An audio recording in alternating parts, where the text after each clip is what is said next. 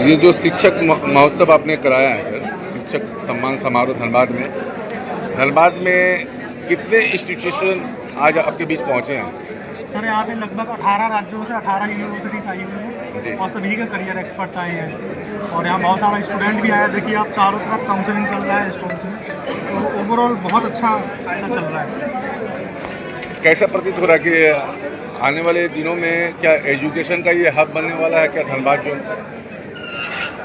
Sir देखिए already Dhanbad बहुत बड़ा इंडस्ट्रियल हब है, और बच्चा यहाँ से बाहर जाता है, माइग्रेट होता है, पढ़ता है। हालांकि एक नेगेटिव बात यह है कि यहाँ पे यूनिवर्सिटीज़ और इंस्टीट्यूशंस नहीं है, जिसकी वजह से यहाँ पे थोड़ा सा बच्चों के पास संसाधन की कमी है। तो वो संसाधन बच्चों के पास मिल पाए, बच्चे दूसरे शहरों में जाकर पढ़ता है, उसके लिए इसका आयोजन किया गया है और बच्चों को यहाँ पर राइट वे में बताया जा रहा है कि उनको लाइफ में क्या करना चाहिए अथवा क्या नहीं करना चाहिए। हाँ, लगभग कितना स्टूडेंट आए हैं? तो मुझे उम्मीद है कि 1000 से ज़्यादा बच्चा आएगा और अभी भी आप देखें 500-700 बच्चा हॉल के अंदर अवेलेबल है। सर ये आपके लिए बहुत अच्छी पहल आपने की है धनबाद में, क्योंकि अक्सर देखा जाता है कि सीबीएसई जब लोग पास कर जाते हैं या आईसीएसई एजुकेशन पास करने के बाद उनको यहाँ छोड़कर बेंगलोर, पुणे, महाराष्ट्र ये सब जगहों पे जाना पड़ता है, क्योंकि धनबाद में एजुकेशन इंडस्ट्रीज़ की कमी है। अगर इसको सुचारू रूप से अगर आप लोग इसको गाइड करते हैं तो हो सकता है कि आने वाला भविष्य धनबाद का एक एजुकेशन हब होगा और बच्चों को फिर बाहर जाने की आवश्यकता नहीं पड़ेगी। इस पर क्या करते हैं?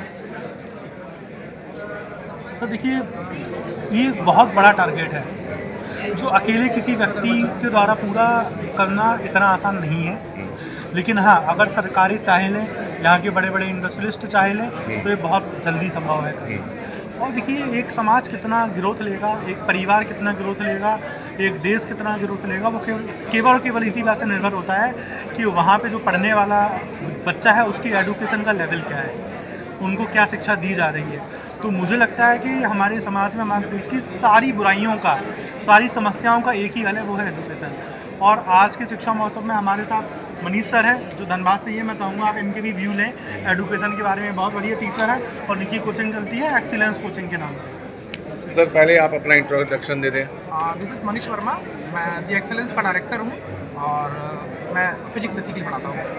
सर कैसा महसूस हो रहा है रेडिसन जो होटल में जो अरेंजमेंट की रखी है? बहुत अच्छा मैनेजमेंट है, रविंदर सर ने मैनेजमेंट किया, बहुत अच्छा मैनेजमेंट है यहाँ पे। सारे यूनिवर्सिटी के मतलब कह सकते हैं कि पूरे इंडिया के टॉप कॉलेजेस यहाँ पे आए हैं, बच्चों को बेस्ट गाइड कर रहे हैं कि आगे 12th के बाद करना क्या है। बेसिकली होता क्या है ना कि अगर हम बच्चे के पॉइंट ऑफ व्यू से देखें तो जितने ज़्यादा अपॉर्चुनिटीज़ हैं उतने ज़्यादा कन्फ्यूज़न है। जैसे और भी कॉलेजेस हैं, ब्रांचेस बहुत ज़्यादा बढ़ चुके हैं, तो बच्चों के अंदर कन्फ्यूज़न ही बहुत ज़्यादा हो गया है। बच्चे के पास टैलेंट है बट बच्चे को कहाँ मेहनत करना वो बच्चे को पता नहीं है। शायद आज के इस एजुकेशन महोत्सव से बच्चों को ये समझ आएगा कि एक्चुअली में उन्हें करना क्या है। उन्हें हर बच्चे का इंटरेस्ट हर जगह होता है बट उसे बताने वाला कौन होगा? शायद ये जितने भी काउंसलर यहाँ पे हैं शायद वही बच्चे को गाइड करे कि आपका इस एक्स फैक्टर में यहाँ आपके पास क्या टैलेंटेड है, उसमें आप अच्छा मेहनत करो तो लाइफ में अच्छा सक्सेस कर सकते हो। नहीं तो लोग गलत रास्ते में बहुत ज़्यादा मेहनत करते हैं। गलत रास्ता सेंस करने का मतलब है कि जिसमें उनका इंटरेस्ट नहीं है बट वो मेहनत कर रहे हैं, तो उससे क्या होगा कि उन्हें सक्सेस मिलना चाहिए बट वो मिल नहीं पाएगा।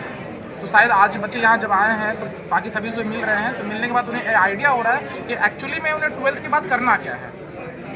वो डिसीजन नहीं ले पाते, कभी कभी गार्जियन के प्रेशर में कि नहीं मैथ ही पढ़ना है, ऐसा होता है। हम लोग एक चीज़ और बताता हूँ जो बहुत महत्वपूर्ण है। सर देखिए बच्चा क्लास 12th को पास करने के बाद जो भी पढ़ेगा 3-4 साल, उस 3-4 साल की पढ़ाई से जीवन के अगले 50 साल डिपेंड है। वो अगले 50 सालों में कैसे घर में रहेगा, कैसी गाड़ी में चलेगा, कैसा खाना खाएगा, उसके बीवी बच्चों की या पति बच्चे की लाइफस्टाइल कैसे होगी, माँ बाप का बुढ़ापा कैसा होगा, ये सब कुछ निर्भर करता है क्लास 12th के बाद की 3-4 साल की पढ़ाई से। अगर ये 3-4 साल बच्चा अच्छे से पढ़ ले, अच्छी जगह पढ़ ले, अच्छा कोर्स पढ़ ले, तो उसका पूरे खानदान को कभी कोई प्रॉब्लम होने वाला नहीं है। वो अपने बीवी बच्चों को भी सपोर्ट करेगा और लड़की हुई तो अपने पति बच्चों को सपोर्ट करेगा, अपने माता पिता को, बिल्कुल माता पिता को सपोर्ट करेगा, सास ससुर को सपोर्ट करेगा, सभी को सपोर्ट कर लेगा और अब जो अगली आने वाली पीढ़ी उसको बेहतर एजुकेशन देगा। लेकिन आप सोचिए कि यही एजुकेशन मान लो गलत डायरेक्शन में हो जाए तो आप सोचो कि 3-3 पीढ़ियों को खतरा है। तो एक खतरा ना हो, बच्चा सही जगह पहुंचे और वहां पहुंचे जहां के लिए वो मेहनत कर रहा है। उसके लिए इस टाइप की इवेंट्स का हम लोग करा रहे हैं और सर का काफ़ी सहयोग रहा है। यहाँ पे सर की कोचिंग से भी काफ़ी बच्चा यहाँ पे आया है। सर एक सवाल था कि आप स्टूडेंट सब देखिए कि कुछ पढ़ने लिखने में भी तेज है, लेकिन उन लोग का मतलब माँ बाप उतना पैसा वैसा नहीं कमाता है, तो वो बेचारा कैसे आगे बढ़े उसको कुछ मैं बताओ। आपको बताता हूँ सर, आज की डेट में हिंदुस्तान के अंदर इतनी व्यवस्था है कि कोई भी बच्चा पैसे के अभाव में तो अनपढ़ नहीं रह सकता है। क्यों? राज्य सरकार स्कॉलरशिप देती है, केंद्र सरकार स्कॉलरशिप देती है, फिर राज्य सरकार क्रेडिट कार्ड देती है। क्रेडिट कार्ड इसके अलावा जितने भी बच्चे पढ़ने में अच्छे हैं वो एंट्रेंस एग्जाम क्लियर करते हैं तो उनको फी वेवर सीट मिलती है जिसमें 100% ट्यूशन फीस माफ हो जाती है। यहाँ जितनी यूनिवर्सिटीज़ बैठी हैं सर 10-10 करोड़ की स्कॉलरशिप का बजट है। इसका मतलब हुआ कि अगर लाख रुपए के हिसाब से बच्चों को स्कॉलरशिप दी जाए तो हज़ारों बच्चों को स्कॉलरशिप मिल जाएगी। लेकिन देखो हमारे पिताजी एक बात कहते हैं कि यार देखो अगर हमें स्वर्ग जाना है तो उसके लिए भी मरना पड़ता है। अगर मेरा सपना स्वर्ग जाने का है तो अच्छे कर्म करके बस नहीं पहुंच सकता हूं मैं, उसके मुझे मरना भी पड़ेगा अच्छे काम करते हुए। ऐसे ही आपको ऐसे ही यदि आप पढ़ाई कर रहे हो तो पढ़ाई करते हुए अगर आपको आगे बढ़ना है तो आपको टैलेंटेड रहना पड़ेगा, मेहनत करना पड़ेगा, एंट्रेंस एग्जाम को क्वालिफाई करना पड़ेगा। अब जो बच्चे गवर्नमेंट के एंट्रेंस एग्जाम क्वालिफाई नहीं कर पा रहे हैं सर उनके लिए भी ऑप्शन है कि ये सारी यूनिवर्सिटीज अपना एंट्रेंस एग्जाम कराती हैं।